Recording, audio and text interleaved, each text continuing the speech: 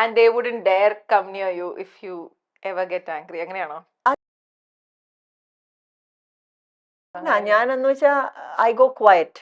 Okay. അതായത് okay ആ silence അവർ മനസ്സിലാക്കും. then they like അപ്പൊ എന്റെ നടുക്കത്തെ ആളെ ഇടയ്ക്കിടയ്ക്ക് ഇങ്ങനെ ചോദിച്ചോണ്ടിരിക്കും, അമ്മ ആർ യു ആംഗ്രി, അമ്മ ആർ യു ആംഗ്രി, വെറുതെ ഇരിക്കുമ്പോഴും ചോദിച്ചോണ്ടിരിക്കും. No I am not. No you are quiet, that is why I asked. അപ്പോൾ ഇത് മനുഷ്യന് ഇപ്പൊ കുക്ക് ചെയ്യായിരിക്കും, അപ്പോ ഞാൻ ഇത് വർത്താനം പറഞ്ഞുകൊണ്ട് കുക്ക് ചെയ്യാൻ പറ്റുമോ? ചുറ്റിനും ആരും ഉണ്ടാവില്ല, ചിലപ്പോൾ മേലേന്ന് വെറുതെ അമ്മ അമ്മ ഈ ദേഷ്യത്തിലാണോ അമ്മ? അല്ല അല്ല, അമ്മ ഒരുപാട് നേരമായിട്ട് ഒന്നും മിണ്ടിയില്ല. സോ അവള് മേലെ ആയിരുന്നായിരിക്കും, ഞാൻ താഴെ ആയിരുന്നായിരിക്കും, അങ്ങനെ. You have 2 daughters and a son അല്ലേ? അപ്പം ഈ പെൺകുട്ടികളെ വളർത്തുന്നു, and you come from a family where you have a sister.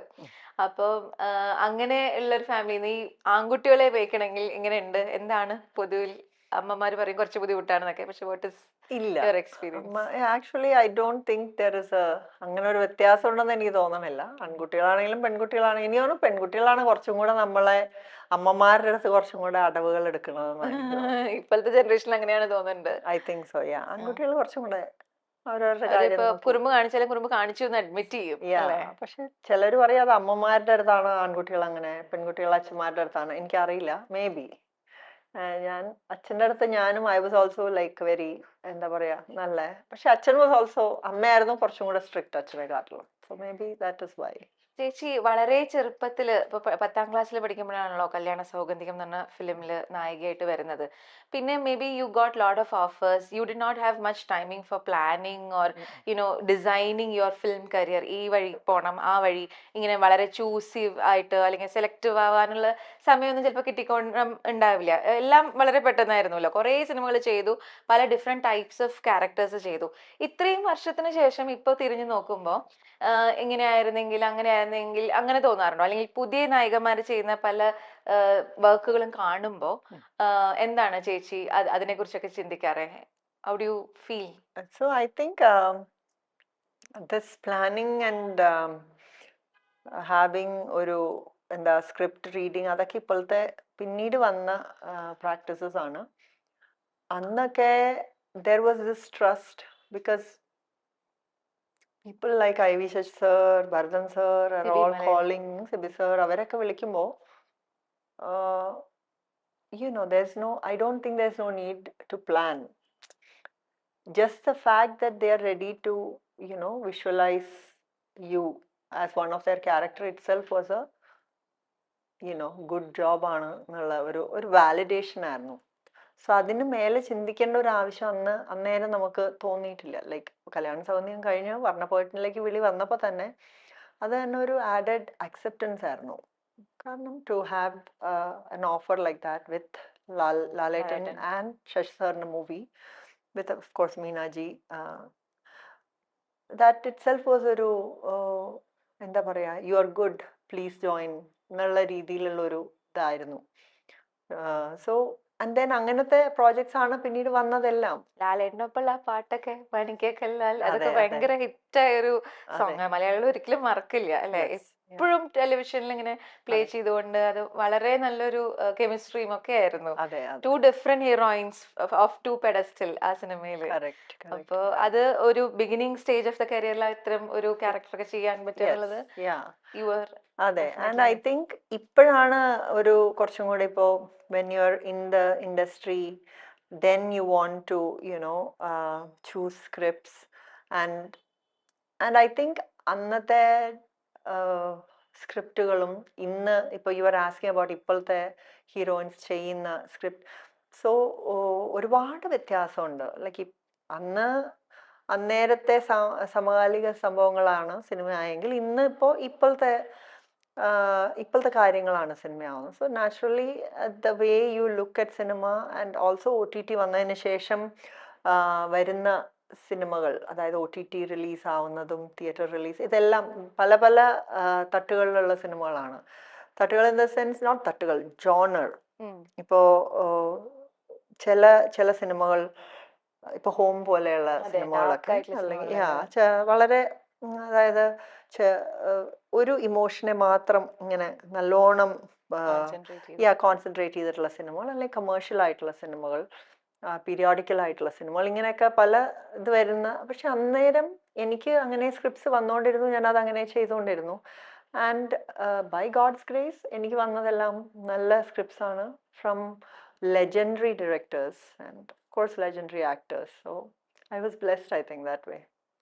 Different ആയിട്ടുള്ള സ്ക്രിപ്റ്റ്സ് എന്ന് പറഞ്ഞപ്പോഴാണ് എനിക്ക് പെട്ടെന്ന് ചുരം ഓർമ്മ വന്നത്. കാരണം അതുവരെ ചെയ്ത കഥാപാത്രങ്ങളിൽ നിന്നും വളരെ വ്യത്യസ്തമായിരുന്നു.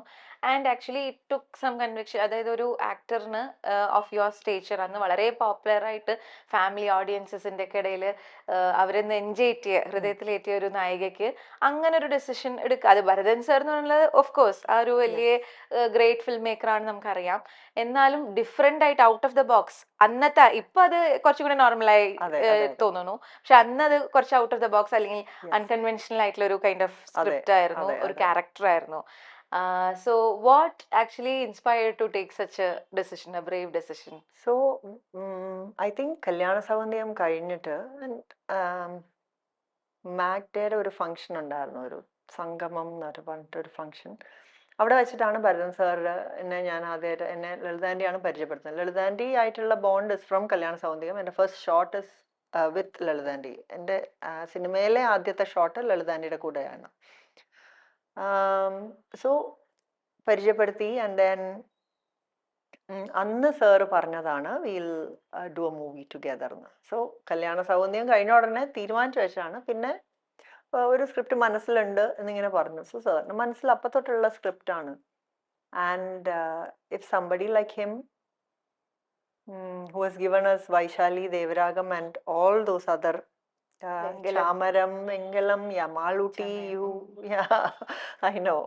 So അമരം, നമ്മൾ പറഞ്ഞാൽ ഇങ്ങനെ ലിസ്റ്റ് പോയിക്കൊണ്ടിരിക്കും. അതെ, എനിക്കിപ്പോഴും ഓർമ്മയുണ്ട് ഒരു പ്രമുഖ സംവിധായകൻ ഞാൻ ഈ പറഞ്ഞ ആള് ദിവ്യൗണി അല്ല എന്ന് പറഞ്ഞു. എന്നിട്ട് പോലും you were like just grabbed into some controversies, ഒരു നായകനെ ഇപ്പം അഭിനയിക്കില്ല എന്ന്. പക്ഷെ അത് ആള് തന്നെ അക്നോളജ് ചെയ്തു that it was not you who said that. But then of course there were rumors and people like to talk about such celebrities. അതാ ഞാൻ പറയുന്നത്, ഒരു സ്റ്റേറ്റ്മെന്റ് വന്നാൽ അതിൽ എപ്പോഴും പിന്നെ തിരിച്ച് അതിന്റെ മേലെ നമ്മൾ ഒരു റിയാക്ഷൻ കൊടുത്താൽ, reaction, response, whatever it is, there will be two sides. Oh, she is right, she is wrong എന്ന് ചിന്തിക്കുന്ന രണ്ട് കൂട്ടരുണ്ടാവും. നമ്മൾ പറയൂല അമ്മേ തല്ലിയാലും രണ്ട് പക്ഷമാണ്. സോ മൈ തിങ് ഇസ്, എന്തിനാ അങ്ങനെ ഇനി ഓൾറെഡി ഉള്ളതെന്ന് ഇനി രണ്ടാക്കണം? എന്തിനാ? അതെന്താണാവോ എന്ന് വിചാരിച്ചിരുന്നോട്ടെ. why give a chance to, and if you look, സമയത്ത് സൈലൻസ് ആണ് best. actually I have chosen silence throughout. if you look at me, ഞാൻ അങ്ങനെ ഒരു സ്റ്റേറ്റ്മെന്റിന് ഒരു റിയാക്ഷനും ഞാൻ കൊടുത്തിട്ടില്ല. പക്ഷേ എൻ്റെ അടുത്ത് തന്നെ രണ്ടഭിപ്രായങ്ങൾ വരാറുണ്ട് from my near and dear ones, that it is A good thing, it is not a good thing. This is like you should react എന്ന് പൊതുവെ പലരും എന്നോട് പറയാറുണ്ട്. our friends or our own relatives നമ്മൾ prompt they feel like why can't you do something about it എന്ന് പറയാറുണ്ടെങ്കിൽ പോലും I am still not convinced to react or respond. That's your take on it. That's my take on it. Yeah. And about friendships, we spoke about Manju Chechi, Jomol Chancha, ഒരു generation of artists. You also spoke about your relationship with senior artists. ഇപ്പം cinema കഴിഞ്ഞ് ഒരു family ലൈഫിലേക്കൊക്കെ പോയി, അതിനുശേഷം ഈ cinema രംഗത്തെ സൗഹൃദങ്ങളും ഒക്കെ ഉണ്ടായിട്ടുണ്ടോ? അല്ലെങ്കിൽ അത് ഇപ്പോഴും do you still hold it close to your heart? I do. പക്ഷെ ഞാൻ അങ്ങനെ, നമ്മളെല്ലാവരും തിരക്കല്ലേ, അപ്പം അതുകൊണ്ട് മെയിൻറ്റെനൻസ് വളരെ കുറവാണ്. പക്ഷെ കാണുമ്പോൾ നമ്മൾക്ക് ആ നിർത്തിയെടുത്തുനിന്ന് അങ്ങനെ ഇങ്ങനെ ഒരു സ്പ്ലിറ്റ് സെക്കൻഡിൽ സ്റ്റാർട്ട് ചെയ്യാൻ സാധിക്കാറുണ്ട്. അതെ. And it is amazing. Like നമ്മൾ ആ പഴയ കാര്യങ്ങൾ നമ്മൾ ഓർക്കുന്നത്, ആ moments that we cherish are same. പലരെയും ഞാൻ കാണുമ്പോഴും അന്നത്തെ അല്ലേ എന്ന് പറയുമ്പോൾ we both are talking about the same thing. വീണ്ടും ആ പഴയ കാലം റിവൈവ് എടുക്കാൻ പറ്റുന്നുണ്ട്. സോ ദെൻ അത് മതി. ഐ തിങ്ക് അതാണ് അതിന്റെ റിയൽ ട്രഷർ. ചേച്ചി, നമ്മളിപ്പോ ഒരുപാട് കാര്യങ്ങളെ കുറിച്ച് വളരെ വിശദമായി സംസാരിച്ചു. ഇനി നമ്മുടെ പ്രേക്ഷകരെല്ലാം വളരെ ആകാംക്ഷപൂർവ്വം ഉറ്റുനോക്കുന്ന ഒരു സെഷൻ, ഒരു സെഗ്മെന്റ് ഉണ്ട്. അത് ഡെഫിനറ്റ്ലി റാപ്പിഡ് ഫയർ ആണ്. അപ്പൊ അതില് ചേച്ചി കുറച്ച് കുഴപ്പിക്കാണ്ട് എങ്ങനെയാല്ലേ? So they would love to listen to you and watch you. അപ്പൊ ഞാൻ കുറച്ച് ക്യാരക്ടേഴ്സ് പറയാം, ചേച്ചി ചെയ്ത ക്യാരക്ടേഴ്സ് ആണ്. അപ്പൊ വിത്തിൻ സെക്കൻഡ്സ് ചേച്ചി അത് ഏതാ ഫിലിം എടുത്തിട്ട് പറയണം. റെഡിയാണോ? ഓക്കെ. വേറെ നിവർത്തിയില്ലല്ലോ. ഗോപിക, കഥാനായകൻ. Nimmi, Oh no, I don't know. the Nimmi, the the truth. Okay, truth. okay, okay, Okay. okay. അപ്പൊ നാൻസി, നാൻസി വർണ്ണപ്പോയിട്ട്. ഇന്ദു, കാരുണ്യം. രേവതി. രേവതി ഇതാ സൂര്യപുത്രനാണോ? അല്ല. ഞാൻ പറയില്ല, ക്ലൂ തരാൻ വേണമെങ്കിൽ 2 വാക്കുണ്ട്. Oh no. നീ നീ ഓ നീ നീ വരുവോളം. വരുവോളം. Okay, okay. okay, okay, okay. Athira, Athira ഇത് കല്യാണ അത് സൗന്ദര്യം. പിന്നെ മറക്കില്ല, അത് ഫസ്റ്റ് വൺ ആണല്ലോ. ആനി, ആനി ആനി മറവത്തൂർക്കാണോ? പിന്നെ ദിവ്യ ഉണ്ണി, അത് നിറം. നിറം, പിന്നെ പിന്നെ ഇത് മുസാഫിർ. മുസാഫിർ മുസാഫിർ. ആൻഡ് തങ്ക ഭസ്മക്കുറിയിട്ട തമ്പുരാട്ടി. അതെന്താ അത്? ഐ മീൻ അതായത് ദിവ്യ ഉണ്ണിയായിട്ട് തന്നെ കുറെ സിനിമയിൽ അഭിനയിച്ചു അല്ലെ, 2-3 സിനിമയിൽ അതെ, അഭിനയിക്കാൻ അതെ, അതെ, പറ്റി. അതെ. Yeah, അത് yeah, വലിയ yeah, yeah, അത് ആ yeah. നിറത്തില് ദിവ്യ ഉണ്ണിയുടെ വരവും ഭയങ്കര സംഭവമായിരുന്നു. അവർക്ക് വന്നിട്ട് അത് ഇവിടെ ഗിഫ്റ്റ്. തന്നെ ഭീമയില് അതൊരു നല്ല മെമ്മറി ആയിരുന്നു ആക്ച്വലി. അപ്പോഴാണ് ഈ പ്രൊമോഷൻ ഒക്കെ തുടങ്ങുന്നത്. സോ അപ്പൊ കമൽ സാർ കോളേജിൽ വന്നിട്ടാണ് നമ്മള് കുറച്ച് ഫ്രണ്ട്സിന്റെ കൂടെയാണ് നമ്മൾ ഈ കോളേജ് എന്താ പറയാ കോളേജിൽ നിന്ന് നിറം കണ്ടു എന്നൊക്കെ പറഞ്ഞിട്ട് ഈ സ്റ്റേറ്റ്മെന്റ്സ് എടുക്കില്ലേ, അതെ, അതൊക്കെ നമ്മൾ ചെയ്ത ഓർമ്മയുണ്ട്. I was part of the എന്താ പറയാ ഈ അത് കമന്റ്. ഭയങ്കര വലിയൊരു ഹിറ്റായ സിനിമ, Yes. അതിലെ ഒരു സെലിബ്രിറ്റി ആയിട്ട് അല്ലേ. Okay, so that's about characters. ഇനി നമുക്ക് വേറെ റാപ്പിഡ് ഫയർ ആണേ. ചേച്ചി അഭിനയിച്ച് വളരെ ഹിറ്റായി മലയാളികൾ എല്ലാവരും ഹൃദയത്തിനോട് ചേർത്ത് നിർത്തുന്ന കുറച്ച് പാട്ടുകളുണ്ട്, നെഞ്ചേറ്റുന്ന പാട്ടുകൾ. അപ്പൊ ആ പാട്ടുകളെ കുറിച്ച് പറയുമ്പോൾ ചേച്ചിക്ക് ഏറ്റവും ഫേവറേറ്റ് ആയിട്ടുള്ള മൊമെന്റ്സ്, അതിന്റെ ഷൂട്ടിങ്ങിലെ മെമ്മറബിൾ ആയിട്ടുള്ള എക്സ്പീരിയൻസസ് ഒന്ന് ഞങ്ങളോട് ഷെയർ ചെയ്യണം. സോ ഒത്തിരി സ്വപ്നങ്ങൾ, ലെറ്റ്സ് സ്റ്റാർട്ട് വിത്ത് ദാറ്റ്. ഒത്തിരി സ്വപ്നങ്ങൾ. അത്ര തിരക്കുള്ള ട്രിവാൻഡ്രം റോഡുകളിലൂടെ ഓടിച്ചുകൊണ്ട് വണ്ടി പോകണം. ഓടിച്ചു പോകുന്നു, ഒരു ഗാങ്സ്റ്ററിനൊക്കെ പോലെ അല്ലേ. ഇറ്റ് വാസ് നല്ല ഒരു എന്താ പറയാ എക്സ്പീരിയൻസ് ആയിരുന്നു. കാരണം അതുവരെ അങ്ങനെ പബ്ലിക്കായിട്ട് റോഡിൽ കുറെ ഇങ്ങനെ ഓടിക്കാനൊന്നും പറ്റില്ല, ഇതെല്ലാം നിർത്തി വെച്ചിരിക്കല്ലേ. അപ്പൊ എനിക്ക് മാത്രം റോഡ് സ്വന്തം. രാജാവായി തലസ്ഥാന നഗരിയിലെ അതെ, അതെ, അതെ. വീതികളിലൂടെ. Yeah. ഓക്കെ, മാണിക്യക്കല്ലാൽ. മാണിക്യക്കല്ലാൽ അതിന്റെ ഷോർട്സ് എനിക്ക് അറിയണ്ടായിരുന്നില്ല. എനിക്ക് പാട്ട് അവസാനം കണ്ടു കഴിഞ്ഞപ്പോഴാണ് ഇത് 2 പേരുണ്ട്. അതായത് ഒരു പേര് ഡ്രീം, ഒരു പേര് റിയൽ. ഇവര് സ്വപ്നം കാണുന്നത് അത് പിന്നീടാണ് ഞാൻ വിചാരിക്കുന്നത് ഇവിടുന്ന് നമ്മൾ അങ്ങോട്ട് നോക്കി പാടിയില്ലേ, പിന്നെ നമ്മൾ എന്താ ഇങ്ങോട്ട് നോക്കി പാടണം, ഇത് ഇങ്ങനെ അത് അങ്ങനെ. മലയാളികളെ അതൊരു ഡിഫറെന്റ് ആയിരുന്നു, വളരെ ഡിഫറെന്റ് ആയിരുന്നു. അതെ, അതെ, അതെ, അതെ. ഓക്കെ, പിന്നെ പഞ്ചവർണ്ണക്കുളിര്. അത് ഇന്നസെന്റ് അങ്കിളിന്റെ തമാശകളും, ബിക്കോസ് അത് മുഴുവൻ മോണ്ടാജ് ഷോർട്സ് ആണ്. സോ നമ്മള് എന്താ പറയാ ഷോർട്ടൊക്കെ എടുക്കണമെന്നേ ഉള്ളൂ. ഇത് ഇവരുടെ ഈ തമാശയും കാര്യങ്ങളൊക്കെയാണ് ഡെഫിനറ്റ്ലി. കോവിലനും കണ്ണകിയും. അത് കുറച്ചൊക്കെ കൊറിയോഗ്രാഫി എന്നെ കൊണ്ട് ഞങ്ങൾ ചെയ്യിപ്പിച്ചിരുന്നു. ഇടയ്ക്കുള്ള കുറച്ച് സോളോ, പിന്നെ മയൂരിയെ അതേ കൊറിയോഗ്രാഫി ഞാൻ പഠിപ്പിച്ചു കൊടുത്തിരുന്നു. അത് പറഞ്ഞപ്പോഴാ, like being a dancer, who was your favourite choreographer in cinema? You might have worked with Kala master, Shanti master, Vrinda master, അവരൊക്കെ സോ മെനി. ഞാൻ ഒരുപാട് ഷോസും അന്നേരം ചെയ്തിട്ടുണ്ടായിരുന്നു. So I don't think I can pick one. Everybody വളരെ endearing memories. Next song is Kukku Kukku Kuyile. അതും അതിലെ costumes and location. പിന്നെ അതിലും ഉണ്ട് ഒരു ആട് എൻ്റെ കഴുത്തിന്റെ മേലെ. So I was doing I still remember ആ ആയിരമേനിയിൽ ചെറുപ്പക്കാലം അഭിനയിക്കുമ്പോ അത് ഫുള്ളുണ്ട്. അത് എൻ്റെ വളർത്ത് ആ സോങ്ങില് ഫുള്ളുണ്ട്. ആ ഒരു ടേക്ക് ഒരു 6-7 ടേക്ക്, കാരണം ഈ ആട് കിടന്ന് പിടയ്ക്കും. അപ്പൊ നമ്മള് ചാടും, നമ്മൾ ഷിവർ ചെയ്യാൻ പാടില്ല. എന്നിട്ട് അപ്പൊ ദിവ്യ ചേച്ചി അത് മാനേജ് ചെയ്തു എന്ന് പറഞ്ഞിട്ടാണ് സെറ്റിലെ ചേട്ടന്മാരൊക്കെ എന്നെ പറഞ്ഞ് പഠിപ്പിച്ചിട്ട് you are playing the younger role of Divya chechi. അതും ഐ.വി. ശശി സാറിന് പെട്ടെന്ന് ദേഷ്യം വരും. അപ്പൊ ദേഷ്യം വരാണ്ടൊക്കെ വേണം മാനേജ് ചെയ്യണം. കഴുതക്കുട്ടിന്ന് അതല്ലേ ദേഷ്യം വന്ന അപ്പൊ സാറ് ഉപയോഗിക്കുന്ന ഒരു പ്രയോഗമാണ് കഴുതക്കുട്ടി. അപ്പൊ കഴുതക്കുട്ടി എന്നുള്ള വിളി കേൾക്കാണ്ട് പക്ഷെ അവര് നമ്മളോട് റിയഷർ ചെയ്യുക, ആരൊക്കെ കഴുതക്കുട്ടിന്ന് കേട്ടിട്ടുണ്ടോ അവരൊക്കെ വലിയ ഫേമസ് ആയിട്ടുള്ള ആക്ടേഴ്സ് ആയിട്ടുണ്ട് എന്നാണ് പറയാറുള്ളത്. അത് സ്നേഹമുള്ളിടത്തെ അങ്ങനെ വിളിക്കുള്ളൂ, ഇല്ലെങ്കിൽ ആ ഒരു ഫ്രീഡം എടുക്കില്ല എന്ന് പറയാം. So I knew that. പിന്നെ അനു വളരെ ക്ലോസ് ഫ്രണ്ട് ആണ് സാറിന്റെ മോള്. അന്ന് നമ്മൾ വലിയ കമ്പനിയായിരുന്നു. അപ്പൊ I knew that side of him also, that you know. And of course Sundariye സുന്ദരിയെ.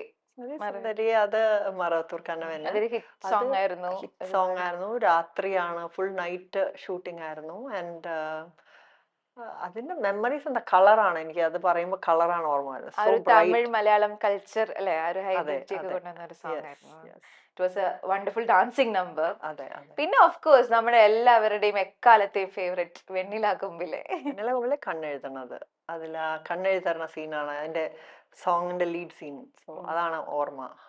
Because it was A Karthika different thing.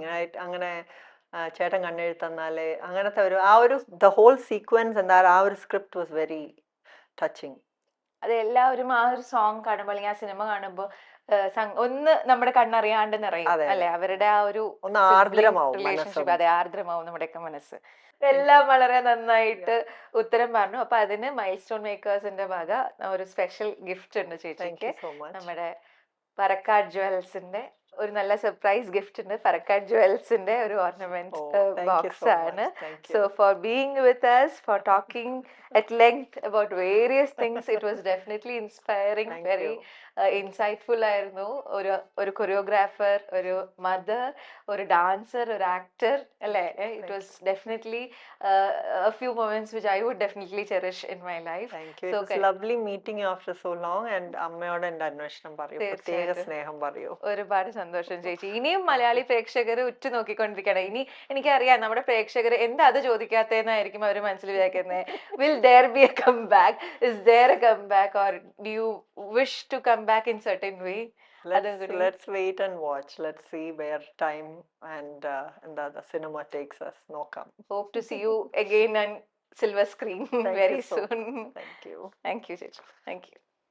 Thank you so much. Thank you. Thank you.